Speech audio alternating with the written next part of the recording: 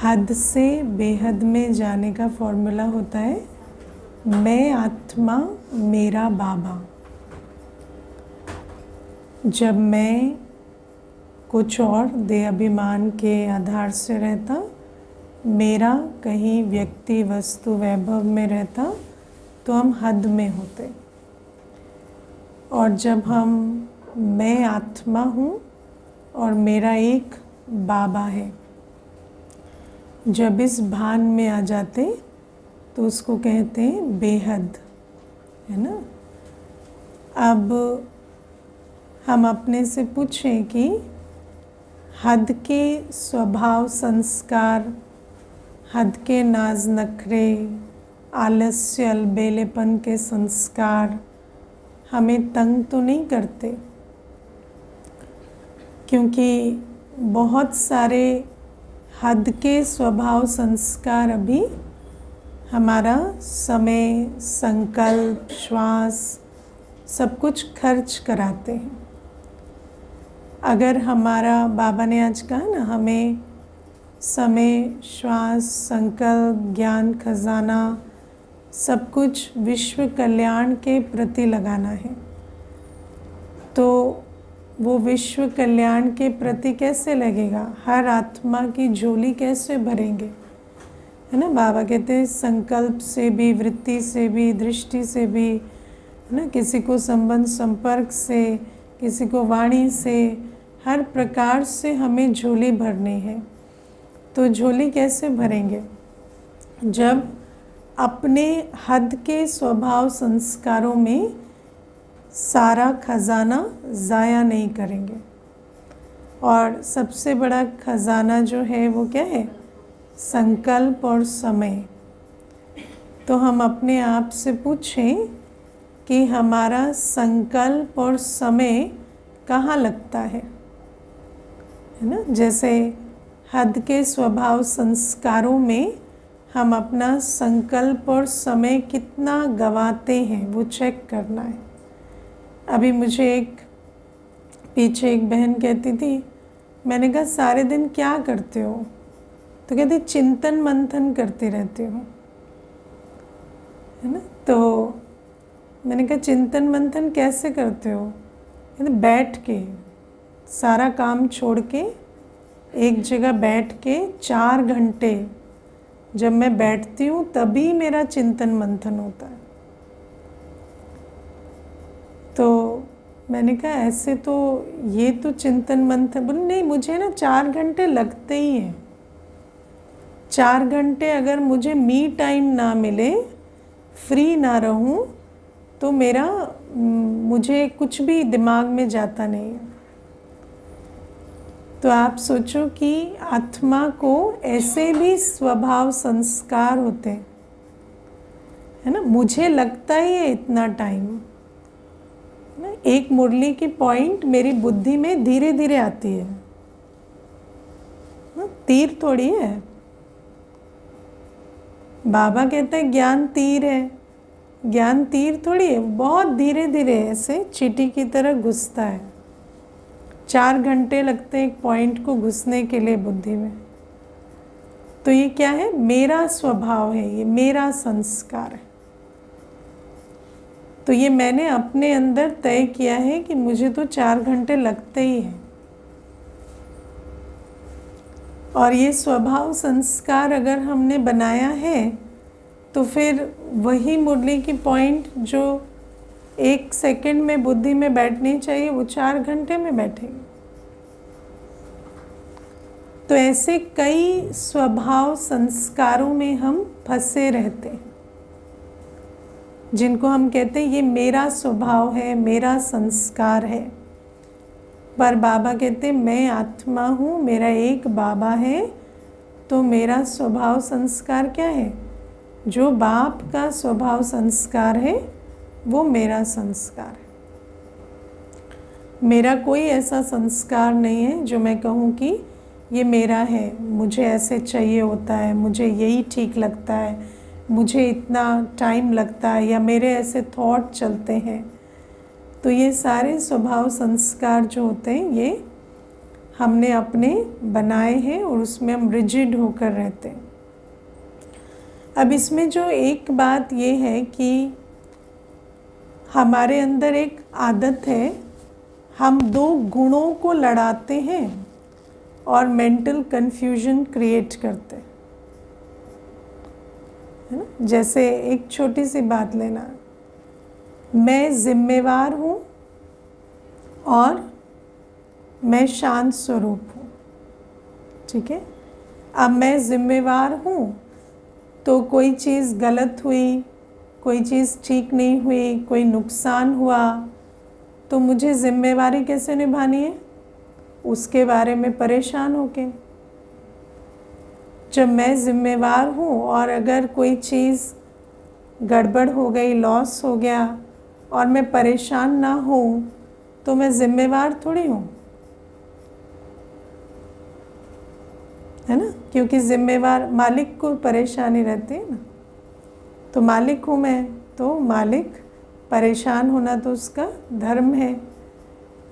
तो ऐसे हम कई बार बाबा भी जो हमें स्वमान देते हैं, उन स्वमानों को भी उल्टा लेकर, और वो भी देखो स्वमान और देहाभिमान में कई बार बहुत थिन लाइन होती है। स्वमान को भी देहाभिमान बना देते हैं। जैसे मैं जिम्मेवार हूँ, ये स्वमान भी हो सकता है, और मैं जिम्मेवार हूँ ये देहाभिमान भी हो सकता है। और कैसे पता चलता है ये स्वमान है या देहाभिमान है? क्योंकि जब स्वमान है तो मैं जिम्मेवार हूँ, वो मुझे मोर प्रोडक्टिव बनाएगा। लेकिन जब देहाभिमान है तो उसी कारण मैं व्यर्थ, विस्तार, क्रिटिसिज्म, कंप्लेंट, ब्लेम सब में जाऊंगी और मैं कहूँगी नहीं, बाबा ने जिम्मेवारी दी है तो ये तो करना ही पड़ता है। गुस्सा भी करूँगी, क्रोध में भी आऊँगी कि नहीं, मैं जिम्मेवार हूँ, अब यहाँ पे लॉस हुआ है तो इन पे क्रोध तो करना ही पड़ेगा। तो देहाभिमान पाप कराता है। लेकिन कई बार हम वो लाइन ड्रॉ नहीं कर पाते ठीक से। इसीलिए आज एक बहुत अच्छा फॉर्मूला आपको बताती हूँ। बाबा हमें कहते हैं हमारा स्वधर्म क्या है? शांति, पवित्रता। तो कोई भी बात, चाहे हमने ईश्वरीय कार्य में ही कोई बात की जिम्मेवारी ली है या कोई भी स्वमान हमने अलौकिक जीवन में भी लिया है, अगर वो मेरी शांति और प्योरिटी को नष्ट कर रहा है, मेरे अंदर नेगेटिव चल रहा है, वेस्ट चल रहा है, मेरी शांति खो चुकी है, तो मैं पहले उस शांति और उस प्योरिटी पे काम करूं, फिर मैं उस स्वमान को लेकर अपनी सेवा करूं या जो भी। क्योंकि हर चीज़ आवश्यक है, काम भी चलना है, लेकिन फर्स्ट क्या है? फर्स्ट स्वधर्म है। क्योंकि कर्म के स्वमान जो है वो पहले स्वधर्म में स्थित होंगे तो कर्म जो है वो एक्यूरेट होगा।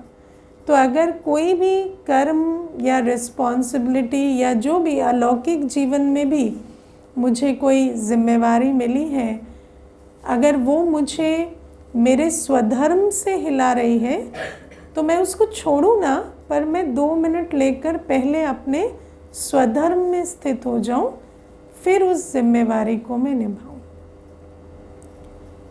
नहीं तो क्या होता, वो भी एक देहाभिमान का द्वार बन जाता है ना। बाबा हमें कहते हैं कि गृहस्थ व्यवहार भी संभालना है ना। तो कई बार हम कहते हैं बाबा ने कहा है गृहस्थ व्यवहार संभालने के लिए, तो फिर गृहस्थ व्यवहार में कोई बात आई है तो पहले उसको संभालेंगे। हाँ, पहले स्वधर्म। तो गृहस्थ व्यवहार को संभालना है, लेकिन पहले तो अपनी जो शांति, पवित्रता की जो स्थिति है उसको पहले पक्का रखना है। संभालने वाला पहले स्वधर्म में हो, तब तो जो बाबा ने हमें कर्म ब्राह्मण जीवन में बताए हैं वो करें, है ना। तो ये फर्स्ट इम्पॉर्टेंट चीज़ है। और मर्यादाएं स्वधर्म से भी पहले आती। बिना मर्यादाओं के हम स्वधर्म में नहीं स्थित हो सकते। मैं कहूँ मैं डिस्टर्ब हूँ तो पहले मैं शांत हो जाऊँ, फिर मैं मुरली सुनूंगी, है ना। तो मुरली आज सुने ही नहीं, क्यों? सारे दिन शांत ही नहीं हुए। तो शांत होकर मुरली सुनेंगे या मुरली सुनेंगे तब शांत होंगे? कई बार ऐसा होता है ना, है ना। अमृत वेला करेंगे जब ठीक स्थिति में होंगे। अरे अमृत वेला तो तब होगा ना जब अमृत वेला करेंगे तो ठीक स्थिति बन जाएगी। तो मर्यादाएं सबसे पहले, जो हमारी मर्यादाएं हैं ब्राह्मण जीवन की, प्योरिटी ना, ब्रह्मचर्य, भोजन, योग, डेली की मुरली, सेवा, इन मर्यादाओं को हमें पहले अटेंशन देना। उसमें हमें शांति प्योरिटी का वेट नहीं करना, क्योंकि ये भी एक माया का जाल हो जाता है ना।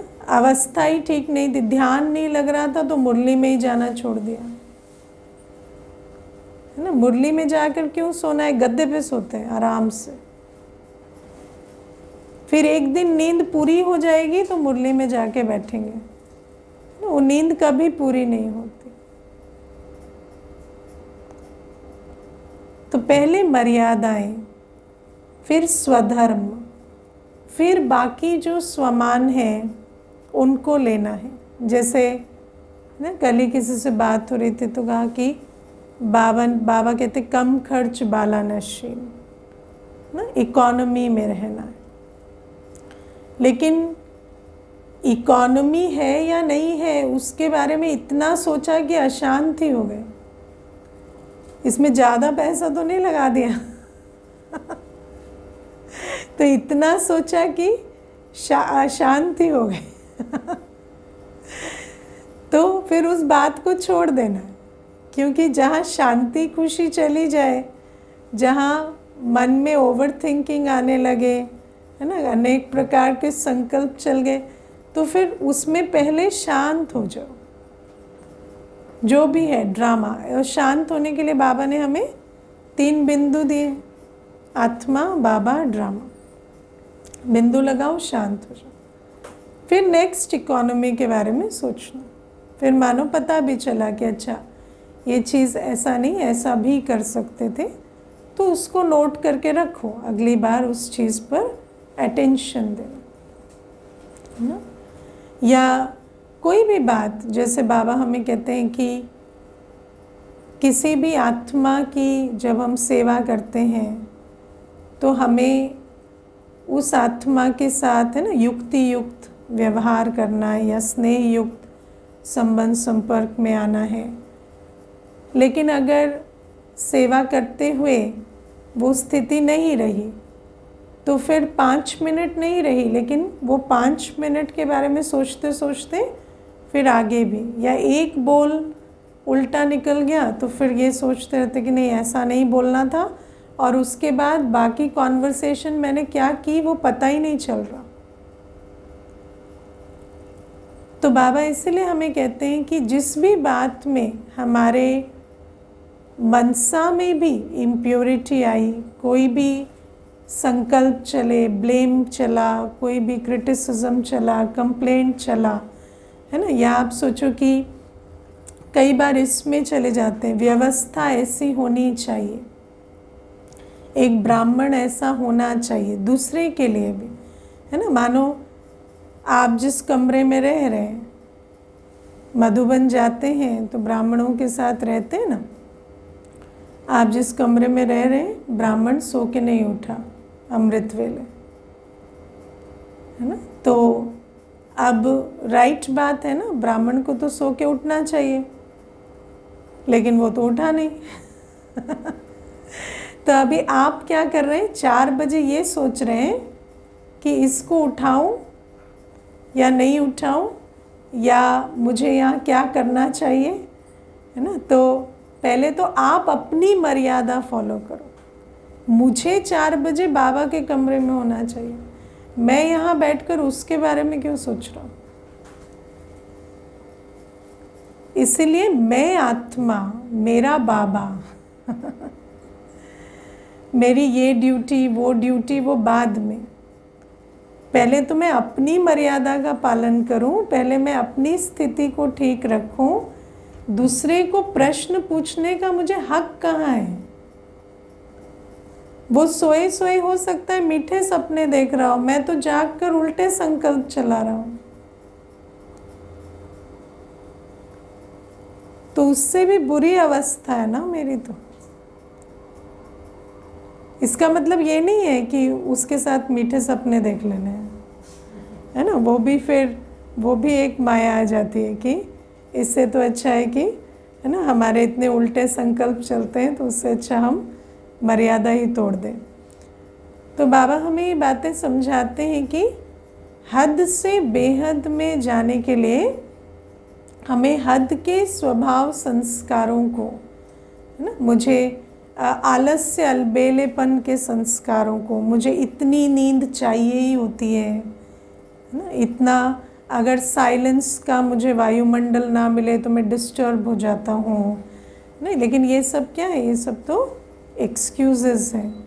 ये सब अपने जो संस्कारों को आपने उसको इतना सीरियस बना दिया है अपने अंदर घोट घोट के कि आपको लगता है इसके बिना चलता नहीं है। नाज नखरे के संस्कार, है ना, एसी के बिना मुझे योग नहीं लगता, म्यूज़िक के बिना मुझे योग नहीं लगता, गीत के बिना योग नहीं लगता, है ना, या कोई और बात, है ना, आवाज़ अगर साइड से आती रहे, कोई भी पिन ड्रॉप साइलेंस ना हो तो मुझे योग नहीं लगता।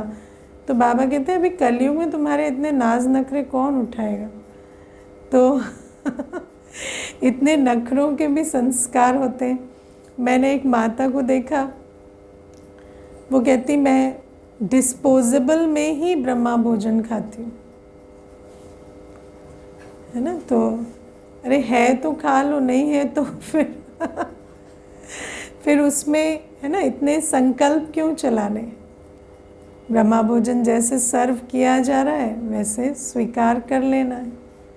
तो ये जो इतने नाज नखरे हम रखते हैं, कुछ चीज़ें तो जो बाबा ने हमें दी हैं वो हमारी मर्यादाएं हैं, लेकिन जो हम खुद से बना लेते हैं, मुझे ऐसा ही चाहिए, यही चाहिए, है ना। कहीं कहीं मुझे पीछे बैठने से योग नहीं लगता, क्लास सुनाई नहीं देती, सामने बैठेंगे तभी अटेंशन जाता है ना, ऐसा नहीं है। अब मानो आए तब पीछे ही बैठना पड़ा तो क्या करें।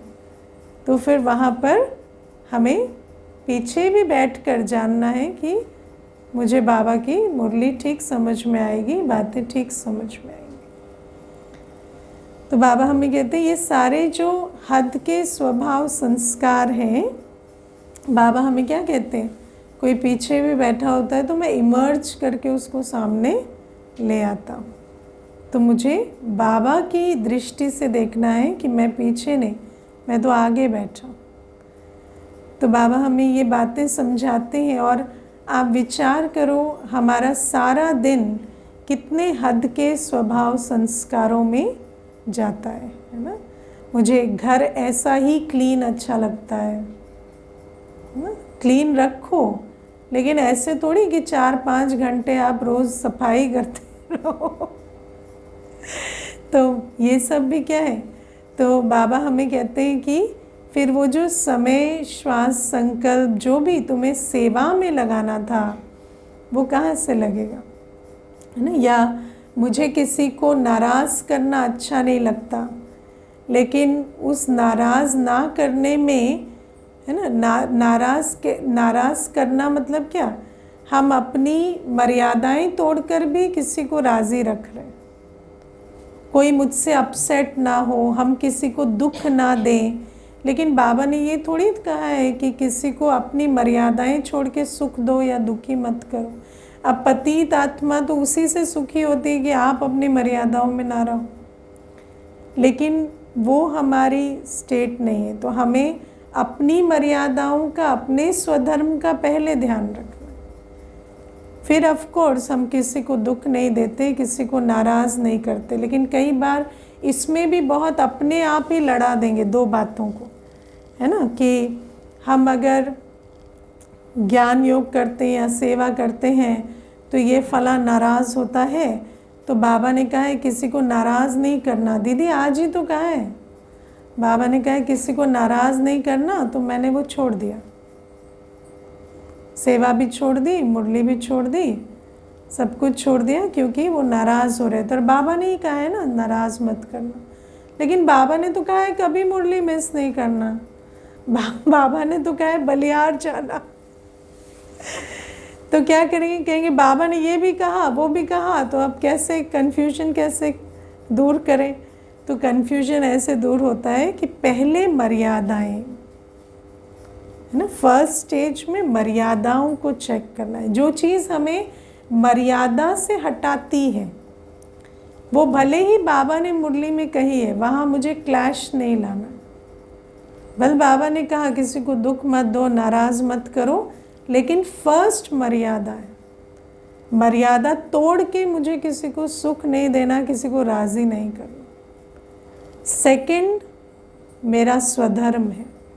कोई भी बात मुझे अंदर से मेरे मनसा को पतित बनाती है, मेरे अंदर व्यर्थ संकल्प चलते हैं, मुझे उस बात को छोड़ देना, चाहे कितनी भी वो बात बाहर, है ना। क्योंकि राइट रॉन्ग में कैसे चले जाते हैं, राइट रॉन्ग में इसी बात से चले जाते हैं कि बाहर ये बात तो ऐसे होनी चाहिए थी। और अगर शांति खो रही है, प्योरिटी खो रही है, तो उस बात का कोई मतलब नहीं है। बाबा हमें कहते हैं आप भले बहुत सच बोल रहे हैं, लेकिन अगर आप क्रोध से बोल रहे हैं तो उस सच की भी वैल्यू नहीं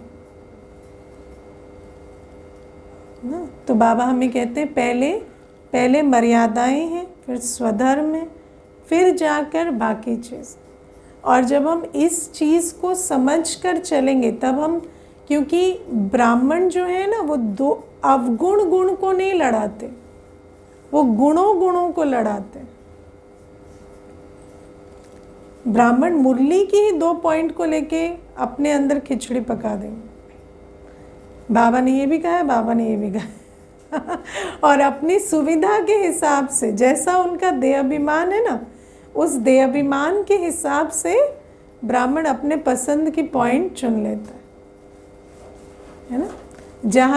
जहाँ जिनके साथ मन मुटाव होगा तो कहेंगे कि बाबा ने कहा है नहीं, अपनी मर्यादाओं पे तो पालन करना है। और जहाँ जिससे मोह होगा तो कहेंगे बाबा ने कहा दुख नहीं देना है ना किसी को, तो थोड़ा बहुत मर्यादा का भी उल्लंघन हुआ तो क्या हो जाता।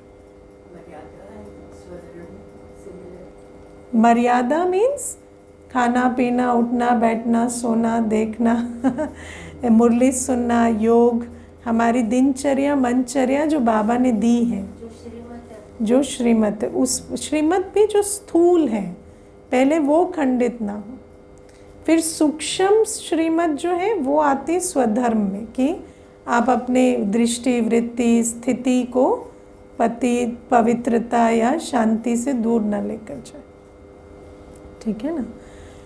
तो ये इस तरह से जब चलते हैं तो हम 2 गुणों को नहीं लड़ाएंगे और अपनी जो संकल्प, शक्ति, समय सब बचेगा।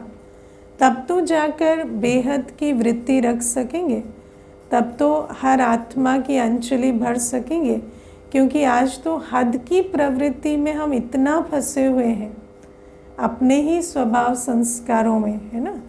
तो बाबा ने कहा है कि हमें प्रेजेंटेबल रहना है ना। तो इतना प्रेजेंटेबल बन रहे हैं कि 2-2 घंटे अपने लुक पर, अपनी हर चीज़ पर, है ना। तो बाबा ने कहा है प्रेजेंटेबल बनो, लेकिन बाबा ने ये भी तो कहा है कि संकल्प एक्स्ट्रा नहीं चलने चाहिए।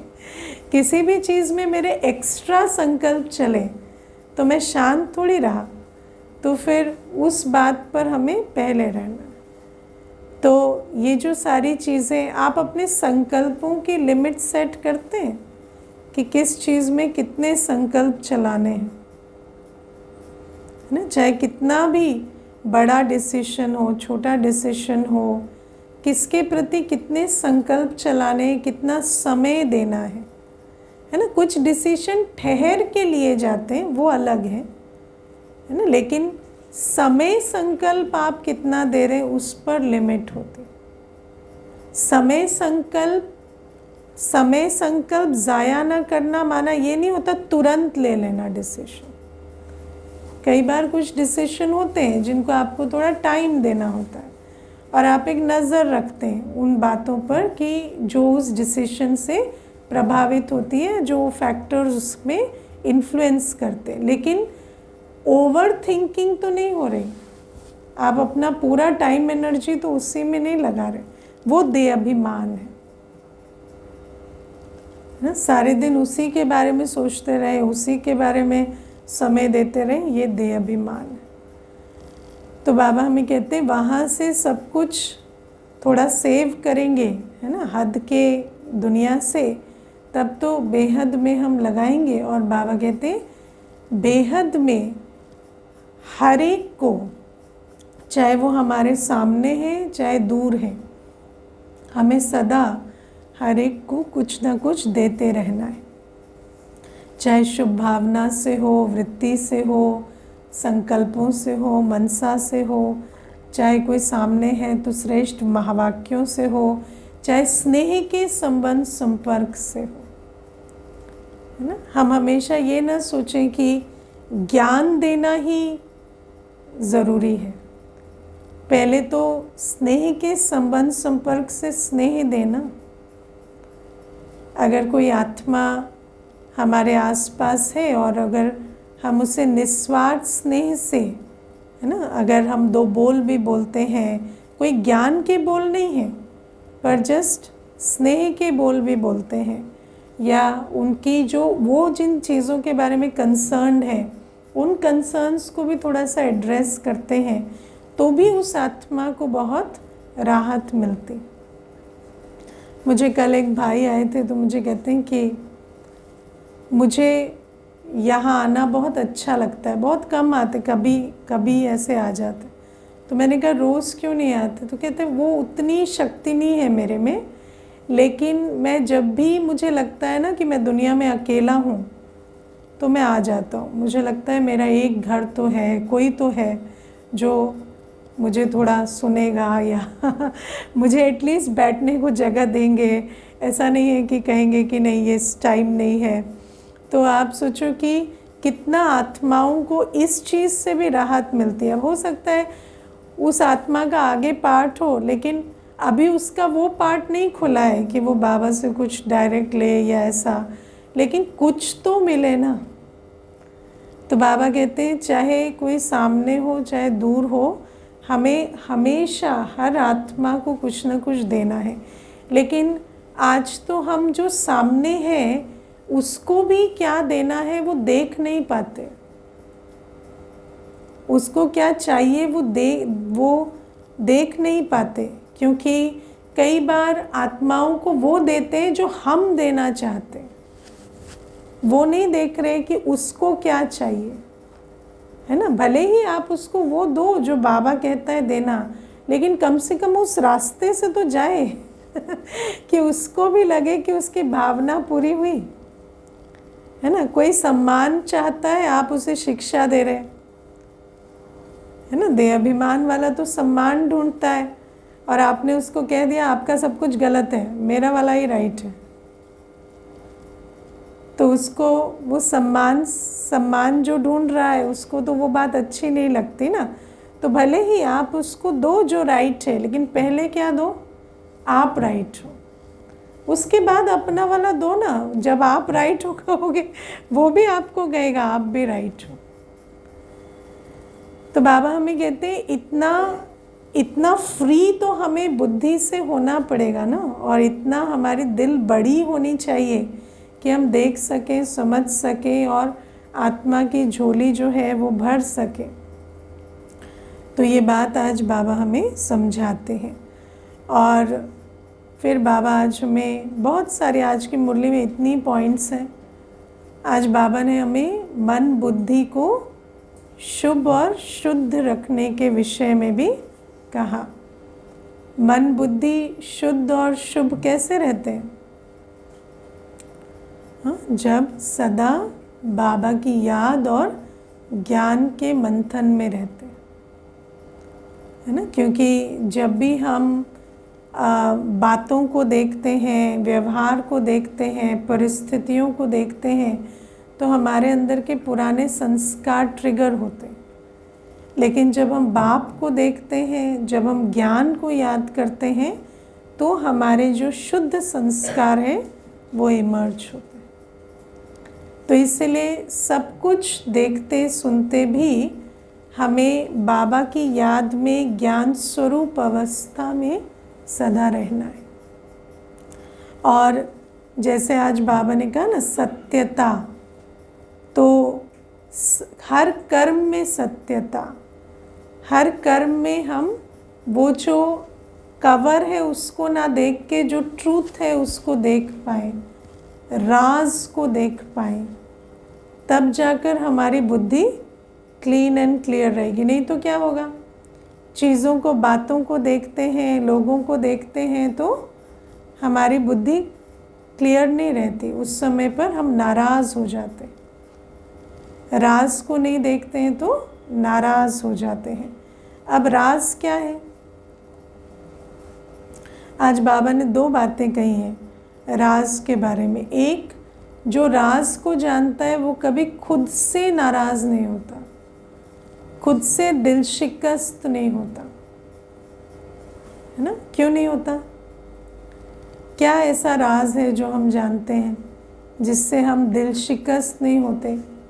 दिल शिकस्त होते ना, होपलेस हो जाते हैं। हाँ जी, ड्रामा कल्याणकारी है। और हाँ, चढ़ती कला है। और नथिंग न्यू। और वो कल्याणकारी है। एक तो ये है कि राज है कि ड्रामा कल्याणकारी। फिर दूसरा ये भी है कि हमें समझ में आता है कि जब भी कोई सिचुएशन है या कोई बिहेवियर है, तो वो जो सिचुएशन या वो जो बिहेवियर है उसमें मैं जो फील कर रही हूँ ये मेरी क्रिएशन है। अगर मैं नाराज़ हूँ तो ये नाराज़गी मैंने क्रिएट की, ये सिचुएशन से नहीं आ रही है, ये बिहेवियर से नहीं आ रही है, ये नाराज़गी मैंने क्रिएट की। तो मैंने क्रिएट की है तो मैं इसे चेंज कर सकती हूँ, है ना। और जब हम सोचते हैं कि जैसे हम कहेंगे ड्रामा भी कल्याणकारी है ना, तो कई बार आएगा ड्रामा कल्याणकारी है पर 10 साल हो गए, वो कल्याण दिख क्यों नहीं रहा। लेकिन बाबा हमें कहते हैं कि नाराज़ होना या खुश रहना ये मेरे हाथ में है, ये मेरी अपनी क्रिएशन है। इस राज को हमने जान लिया है, इसीलिए हम कभी किसी भी सिचुएशन में किसी भी आत्मा के सम्मुख नाराज़ नहीं होते, क्योंकि नाराज़ होकर हम किसका नुकसान कर रहे हैं? अपना ही नुकसान कर रहे हैं। तो हमें समझ आ गया, राज़ी होना ज्ञान, राज़ी रहना ज्ञान है और नाराज़ होना अज्ञान है। हर बात में राज़ी रहना ये ज्ञान की निशानी है और नाराज़ होना ये अज्ञान की निशानी, क्योंकि आप राज़ी रहो या नाराज़ रहो बात तो वही रहेगी, है ना। हम छोटे थे तो कहते थे ना, हंस के करो चाहे रो के करो करना तो पड़ेगा ही, तो हंस के क्यों ना करो। तो वही ज्ञान है। बाबा हमें कहते हैं कि तुम्हें सब, अब तुम्हें ये भी पता है कि हंसना या रोना तुम्हारी अपनी चॉइस है। तो जो भी परिस्थिति है, जो भी व्यवहार है, उसके बीच मैं राज़ी रहूं, ये मेरी चॉइस भी है, ये मेरे पावर में भी है और यही मुझे चुनना भी है, क्योंकि मैं ज्ञान स्वरूप आत्मा हूँ। इसलिए हम कभी नाराज़ नहीं होते, है ना। नाराज़ नहीं होना इज़ अ कॉन्शियस चॉइस, है ना। ड्रामा तो जो है सो है, जिसको जो करना है सो करना ही है मुझे क्यों घड़ी घड़ी नाराज़ होते रहना है। फिर बाबा हमें कहते हैं वो किसी को नाराज़ करते भी नहीं। नाराज़ करते नहीं माना ऐसा नहीं कि मर्यादा तोड़ के किसी को राज़ी रखते, लेकिन नाराज़ नहीं करते माना हर एक के संस्कारों को देखकर चल पाते हैं, है ना। देखो हम किसी को नाराज़ कब करते हैं, जब हमारी उनसे कोई एक्सपेक्टेशन होती है, जब हम किसी ब्लेम में चले जाते हैं, तो हम ऐसे बोलते हैं, हम ऐसे कोई कर्म करते हैं जिससे कोई नाराज़ होता है। और एक्सपेक्टेशन ब्लेम कहाँ से आता है, जब हम आत्मा और उसके संस्कार हर एक के अलग अलग है ये भूल जाते हैं और देखते हैं अच्छा ये तो इस आयु का है, इसको इतना तो करना ही चाहिए, ये तो इस पद पर है, इसको इतना तो आना ही चाहिए, ये तो इस रोल में है, इसको इतना तो जिम्मेवारी निभानी ही चाहिए। तो जब हम इस प्रकार से सोचकर चलते हैं तो हमारे अंदर रहम दिली नहीं होती, और जब रहम दिली नहीं है, हम किसी आत्मा को या उसके संस्कार की भिन्नता को रिकग्नाइज ही नहीं कर पा रहे, तो हमारी कंप्लेंट होती है, क्रिटिसिज्म होती है, उससे हम सामने वाले को नाराज़ करते। और कई बार ऐसा भी होता है कि मुख से भी कुछ नहीं बोल रहे, लेकिन दृष्टि से, वृत्ति से, है ना, इतना खुद नाराज़ रहते हैं कि उनके अंदर भी वो फीलिंग आती है कि वो भी अपसेट होते हैं। नाराज़ का इंग्लिश ट्रांसलेशन अपसेट होता है, तो उनको भी अपसेट करते हैं, अपनी एक्सपेक्टेशन का बोझ डालते हैं, या अपनी जो है ना ब्लेम का बोझ उस पर डालते हैं। तो उस आधार से बाबा कहते हैं हम किसी को नाराज़ नहीं करते। लेकिन इसमें कुछ एक बातें भी हैं, ऐसा नहीं है कि कोई आत्मा अगर इस स्वमान में है कि मैं कमज़ोर हूँ तो आप उसको थोड़ा बूस्ट भी ना करें। अगर कई बार होता है ना कि आत्माओं को ऐसा लगता है जैसे वो जो हद के स्वभाव संस्कार हैं, तो किसी के अंदर ये प्रोग्रामिंग है, मैं तो, है ना, मैं तो कुछ भी नहीं कर सकता, मैं तो आधा किलोमीटर चल नहीं सकता, मैं तो ये बर्तन नहीं उठा सकता, है ना। मुझे कोई कहता था कि मेरे हाथों से ना कांच फिसल जाता है, तो ना कांच ऐसे ही फिसल, तेल लगा हुआ है क्या हाथ में, क्यों फिसल जाएगा कांच। तो ये जो मेरे हाथ से कांच फिसल जाता है, मेरे हाथ से ये हो जाता है, तो आत्मा का अपना जो हद का स्वभाव संस्कार उसने ऐसा बनाया है कि उनको ऐसा लगता है हम ये कर नहीं सकते, या हमसे ये नुकसान होना ही है, या इतना ना हुआ तो गड़बड़ होनी ही है। तो उस आत्मा को भी हमें जानना है कि they can do better than this, और हमें उनको कहना भी है, लेकिन प्यार से और साथ में लग के, है ना। ऐसे नहीं कि आपने ऑर्डर दे दिया और आप चले गए और आप सोचे कि वो कर ले, लेकिन निरंतर साथ देते हुए, सहयोग देते हुए, स्नेह देते हुए आप उनको पुश करेंगे ना, तो वो अपने शक्ति स्वरूप को, अपने गुणों को रियलाइज़ करेंगे। लेकिन अगर न स्नेह है, न सहयोग है, न साथ है, बस शिक्षा देते रहें, तो उससे नहीं होगा। तो बाबा हमें कहते हैं किसी को नाराज़ किए बिना भी हम उनको उनके संस्कारों से भी अपलिफ्ट कर सकते हैं।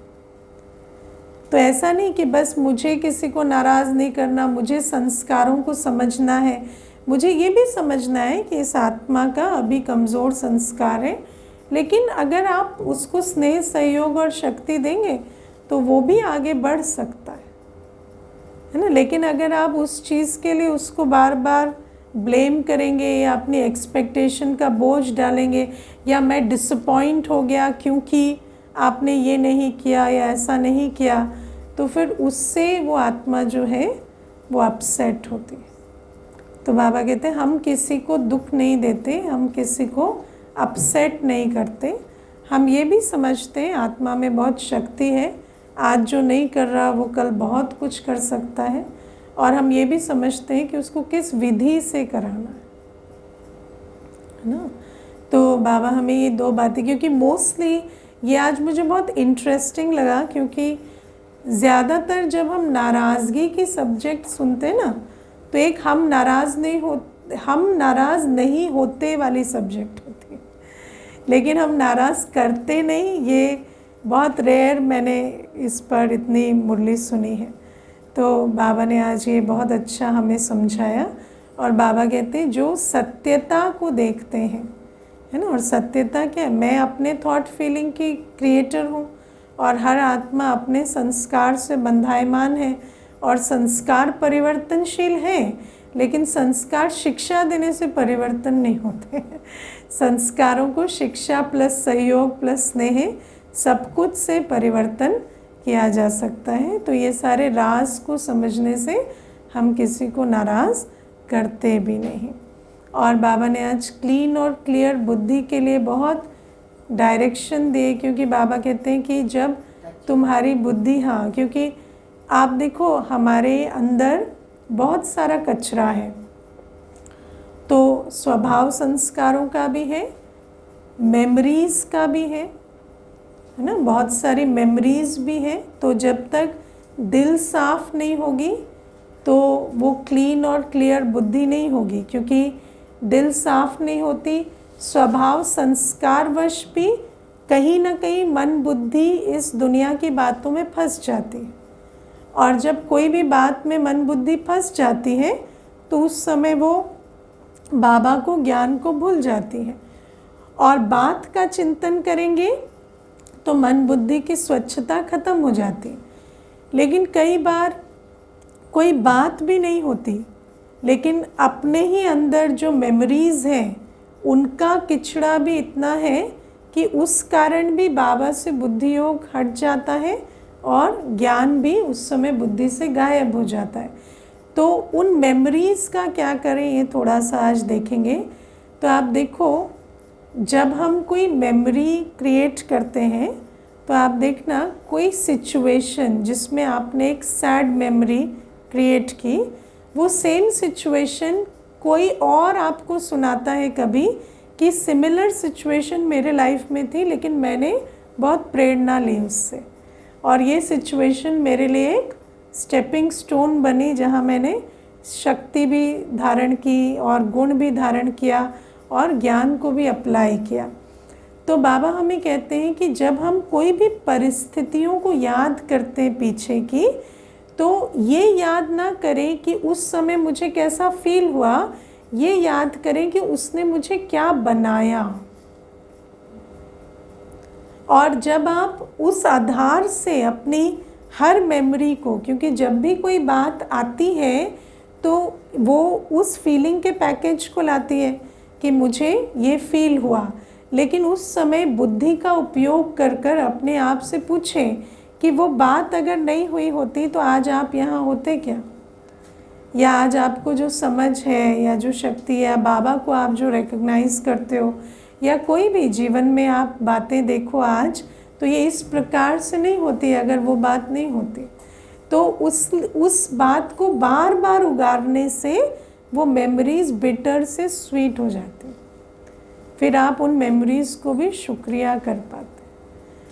तो बाबा कहते हैं इस प्रकार से स्वभाव संस्कारों को भी परिवर्तन करना है और मेमोरीज से भी साफ रहें, तब मन बुद्धि स्वप्न तक भी बाबा कहते हैं जब शुभ और शुद्ध हो तब जाकर बाबा की टचिंग मिले और समय पर सहयोग मिले। हाँ जी,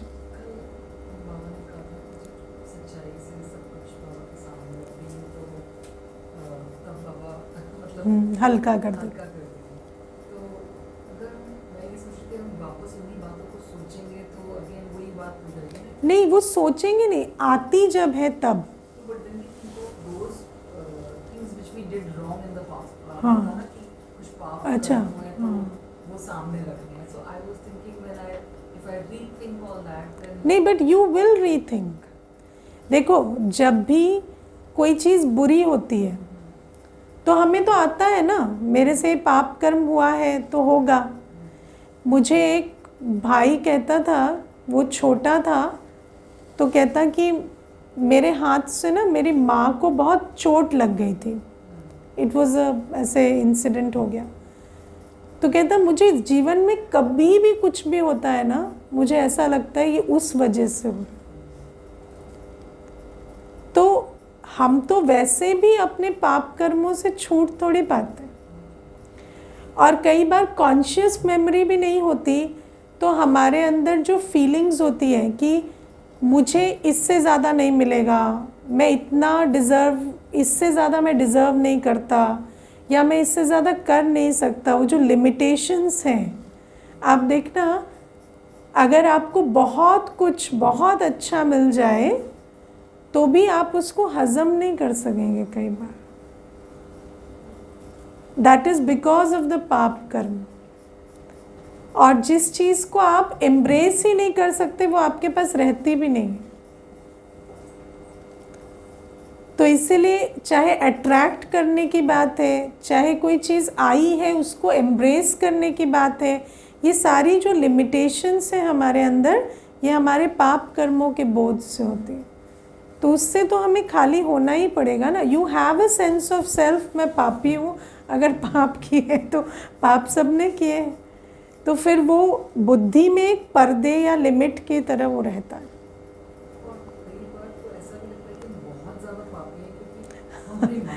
नहीं वो है, लेकिन फिर उसको ज्ञान से समझना होता है कि हाँ 63 जन्म के पाप है तो बहुत तो है ही ना, लेकिन फिर अभी मुझे अपॉर्चुनिटी है उसको चेंज करने की। ठीक है, ओम शांति।